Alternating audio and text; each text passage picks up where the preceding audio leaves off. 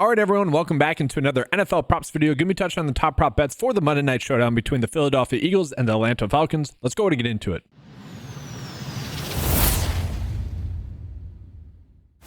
And so we're coming in off of this slate, off of not the best Sunday in general. A little bit unfortunate there, putting our units total on the season, including preseason, at 13. I mean, still a profit, but honestly not really up to my standard there. So hopefully we can have a good Monday night like we had last Monday night where we didn't miss a single bet. That was a very nice slate. So we're going to give you guys the detailed breakdown for this slate as well. Let's go ahead and jump into that. And what I always like to do is give a team-by-team breakdown here and kind of just go over the game in general. So this game definitely got more interesting Sunday morning when A.J. Brown was ruled out with a hamstring injury. The Eagles are still 5.5 point favorites, though, so they are still pretty likely to win. The game total is going to be at 46, though. So let's go ahead and take a deeper look at the Eagles and kind of their injury report. So yes, A.J. Brown ruled out with a hamstring injury, and that can be a 3-week injury, so obviously not a good thing there. Another player that maybe would play in the slot slightly, Devonta Smith has been the slot receiver, so I don't think we're too worried about that. It'll be interesting to see kind of the dynamic of that. Kind of will Smith resort more outside? And that could actually hurt his usage a little bit. We'll see. I doubt that. I think they'll keep him there and push someone else to the outside, but definitely an interesting note there. Like, will it be Jahan Dotson getting more work as well? It's honestly tough to say. I actually kind of think this is just going to boost really a little bit more work to Saquon Barkley in the passing game and then Dallas Goedert as well. Jumping into Atlanta Falcons, in terms of players that we're going to be targeting for prop bets, really nothing too crazy there. So doesn't change too much for them. All right, so let's start with the Atlanta Falcons, and we're going to start out on underdog as well because that's where we are getting probably our biggest edge on the slate, and that's going to be with Kirk Cousins for under his fantasy score of 14.85. So we can see that PrizePicks line is at 14. So already that tells us that one of the sites is slightly off. Now, it's not a major difference, but 0.85 is that could be the difference between cashing or not cashing.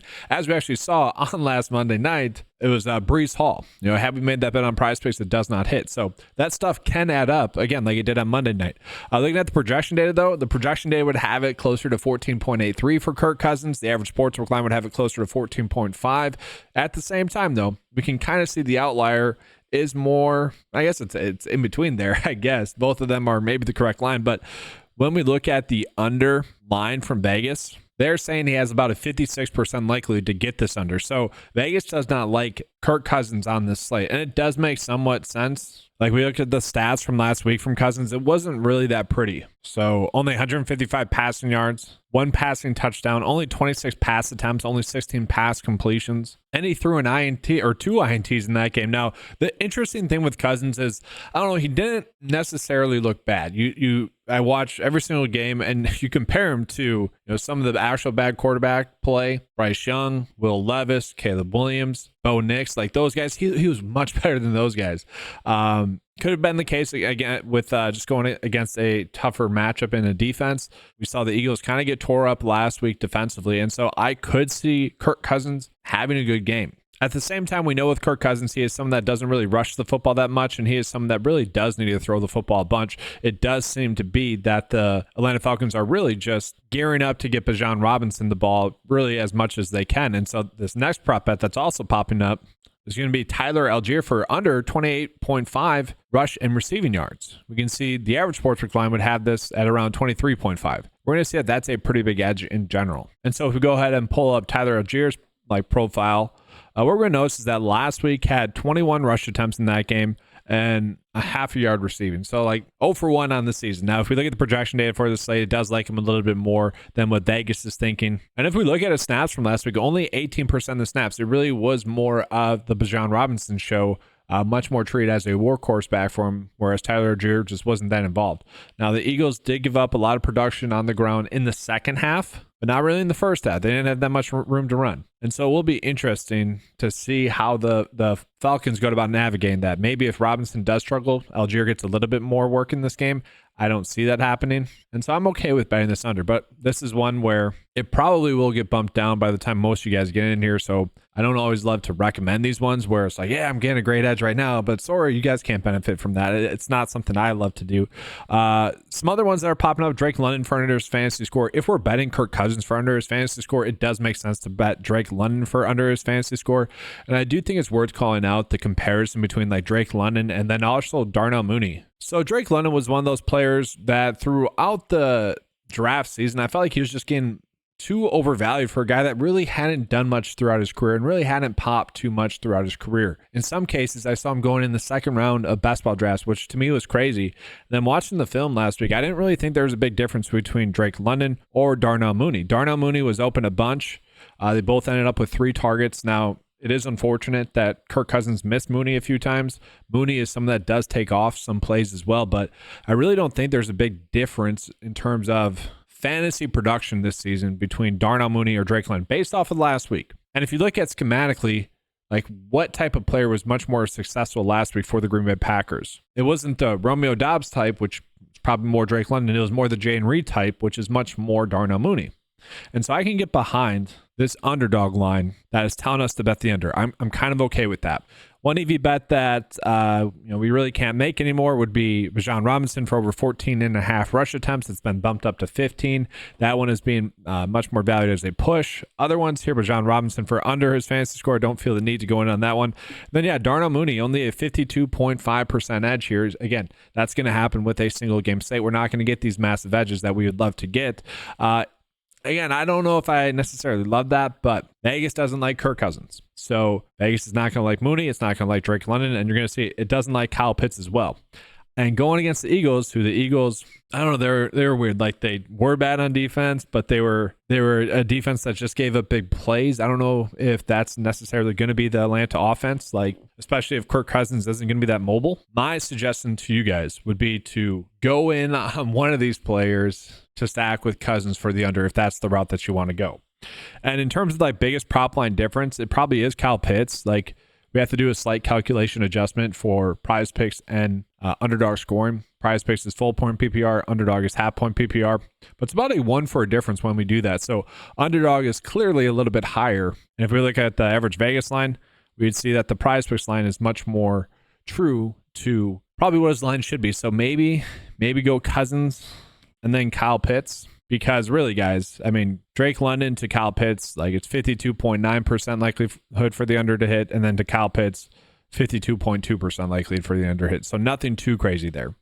Let's stay with underdog here, seeing if there are any other prop bets that are popping up, and it's really not going to be the case there. Yeah, just nothing much there. So let's jump into PrizePicks. Again, just sticking with the top prop bets, Kirk Cousins is going to be popping up there as well. And then the board does get pretty limited pretty fast. So it does seem to be the case that PrizePicks is a little bit better with their projections today compared to how Vegas sees this game going. Now, flashback to Thursday night, guys. Thursday night was not a good day because Vegas was completely wrong about how that game went. That game ended up being a pretty ugly game kind of fast. Now, if you think Kyle Pitts is going to have a good game, then bet is over on PrizePicks. That's the way to go about doing it. We are seeing, in terms of how each side is valuing him, that's the biggest difference I think we have. A little bit so with Kirk Cousins, but Kyle Pitts is the biggest difference. And so let's take a bigger dive into Kyle Pitts. Now, the biggest thing from Atlanta last week is that the players that were on the field played a lot of heavy snaps. Mooney played like 95% of the snaps. Kyle Pitts played 95% of the snaps. Drake London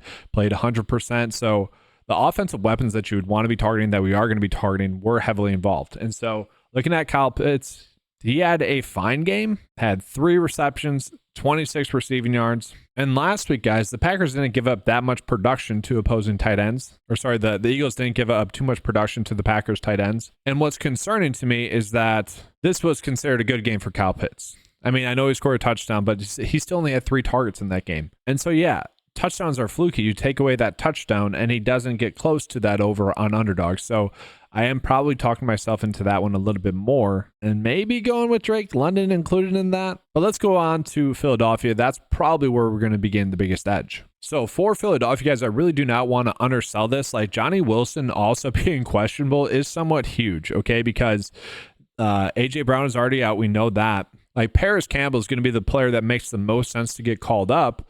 But I do think that given their talent that they have there, like Covey will probably be active. He's someone that really can only play in the slot, not that talented. They don't have players that can play, really. Kyle Phillips is a good preseason slot receiver as well. They have too many slot receivers. And so you got Devonta Smith, who is going to have to step up to the outside, which is not an unfamiliar role with him. But in terms of like predictable fantasy production, I really liked the role that he played last week. And so with A.J. Brown being inactive, he's definitely going to step to the outside because they don't have anyone else can do that except for Paris Campbell. And we know who Paris Campbell is. So it is a question mark in terms of really what we can expect. But at the same time, like, are they going to get Jahan Dotson the football? How many snaps can we expect him to play? My expectation, Smith really doesn't leave the field. Probably Campbell's going to play a lot. And then Covey, Dotson, I would love to see Kyle Phillips get called up. That'd be fun. I doubt it, but those guys are going to play here and there. I also think that's going to lead to Dallas Goedert just playing a lot of snaps as well. You're going to see one of the best bets that we have on paper is going to be Dallas Goedert for under 4.5 receptions. That's really an EV bet that we have, and I don't know if I love it because I think, you take out A.J. Brown, we would naturally just go with Smith and Goddard as the replacements. We have seen that time and time again. And so I think that's going to be the route that we go with. And so let's go ahead and jump back into the board here. We're going to look at it from Philadelphia, and we're going to start with the PrizePicks board. And so looking at the PrizePicks props that we have, Jalen Hurts for under his fantasy score is one that is kind of popping up. The Atlanta Falcons defense did look good last week. Now, it was against a bad offense. Justin Fields led, where Justin Fields is being asked, don't make a mistake, please. These are easy matchups. Don't mess them up. And he hasn't. At the same time, that's really all the Eagles probably have to do, especially if Kirk Cousins is not looking good again. Just get Saquon Barkley the ball, rush a little bit, get some quick hitters to Devonta Smith, and you're good to go. I will say this line for Jake Elliott is interesting. Typically, I wouldn't want to stack this under fantasy score for Jalen Hurts and then under kicking points for Jake Elliott, especially with this Eagles offense. They're a high-powered offense. If their drives are stalling out, I do expect them to kick the football. Again, Dallas Goedert, under 4.5 receptions. That's one of the better bets that we have on the board. I don't necessarily like this. I would probably be favoring the over here. I think this is a good other sportsbook bet. Again, Sleeper, Flith, DraftKings, FanDuel. We just see this time and time again that when you take one of those three out, when one of those three are out, the other two that are left there definitely get a bigger workload. And so I'm more favoring the over 4.5 receptions. And then from there, Jahan Dotson, it's a guessing game. Devonta Smith, I got at 5.5 receptions when the lines first came out. Hopefully that hits at 6. Probably still a little bit too low. He's going to get the targets there. And that is a bet that we have available on PrizePicks are the targets. Not for him just yet. I'm curious to where those lines come out to be. Probably 8.5, right? If he's at 6, maybe 7.5. That'll be interesting. And then that kind of does it. I don't mind Smith for over his receiving yards if that's another way of going about attacking it. But the lines that we are getting are definitely really capped in terms of where we can go, especially as I'm recording this right now on PrizePicks. Let's go ahead and jump into Underdog. And so Underdog is just going to be more of the same, not really big edges at all.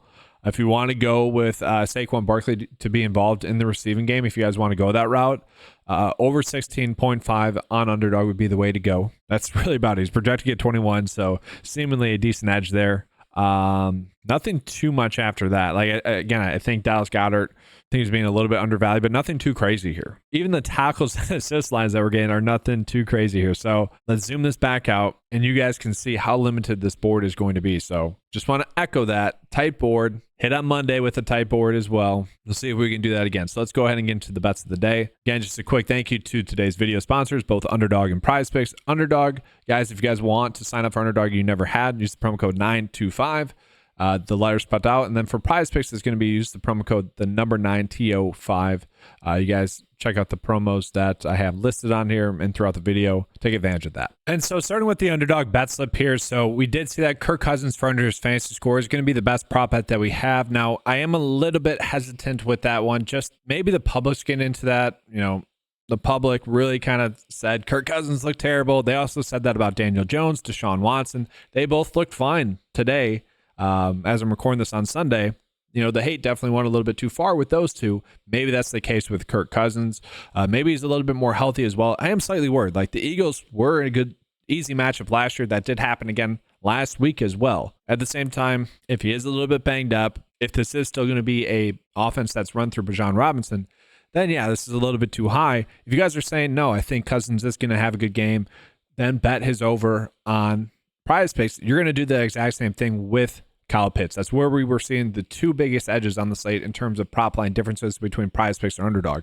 Then Tyler Algier. This is a big prop line difference between how Vegas is saying this is going to go. Vegas gives us this line at 23.5. That's a 5-yard difference. Again, in the grand scheme of things, on a typical Sunday, not a big difference, but on a one-game slate, that's a pretty massive difference for us. And then Dallas Goedert, this is a slightly increased payout. It's like 1.1x, not huge. Again, I think this is a better bet on a sportsbook where you're going to get a better payout for it. But in order to place this bet, obviously, I can't have all three from the same team, so I just ran this out. Now, before I get into the PrizePicks bet slip, I do want to call it that I am interested potentially in Darnell Mooney for his over fantasy score or potentially his over receptions. We're not getting those lines on either site just yet. And then Devonta Smith for over his fantasy score as well. I'm very interested to see where that line comes out to be. If the 9-to-5 cheat sheet for PrizePicks or Underdog is telling us to bet the over, I will be betting the overs there.